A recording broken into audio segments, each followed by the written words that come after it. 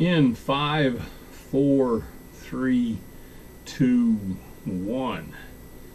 Hola, hippies. Thanks, Winstone, for the kind words. Hola, trolls. You will not pass.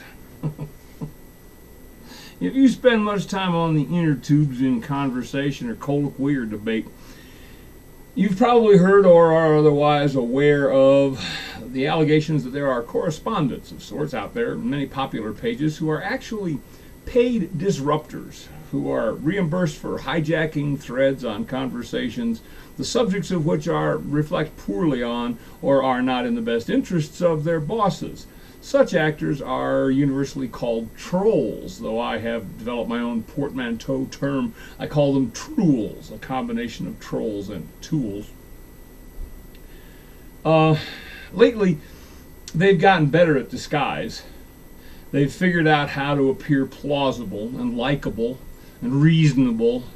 They just want to get along. They agree with you while subtly twisting the frame of discussion. How about them Dodgers anyway? They have great life stories, families, lots of friends, salt of the earth folks, simply wonderful, or at least so it appears.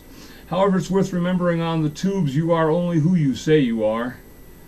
To me, one infallible tell of trulish intention is evidenced when the suspected correspondent offers a blustery or truculent, obstinate refusal or resistance to providing links to the sources that they claim support their assertions.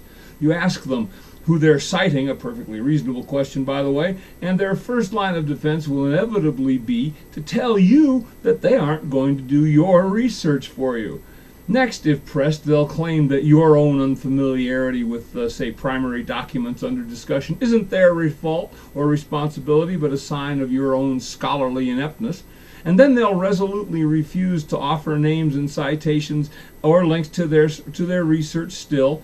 A real scholar, they'll say, does her or his own research. If you continue to call them on their refusal, they get mean, accusing their interrogators of bullying or hurtful talk, and of course of ad hominem attacks on them personally.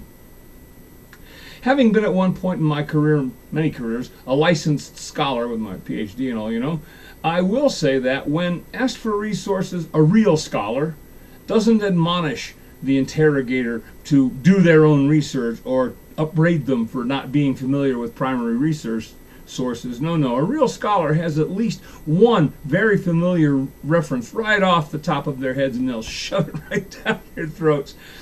Can provide you at least 10 more inside 10 minutes and will offer to do so. If you're attentive, you can prevent the troll contagion and banish them from whence they came. Back under the bridge, trolls! Back under the bridge! Back to you in Hippie Central, Miss Stone.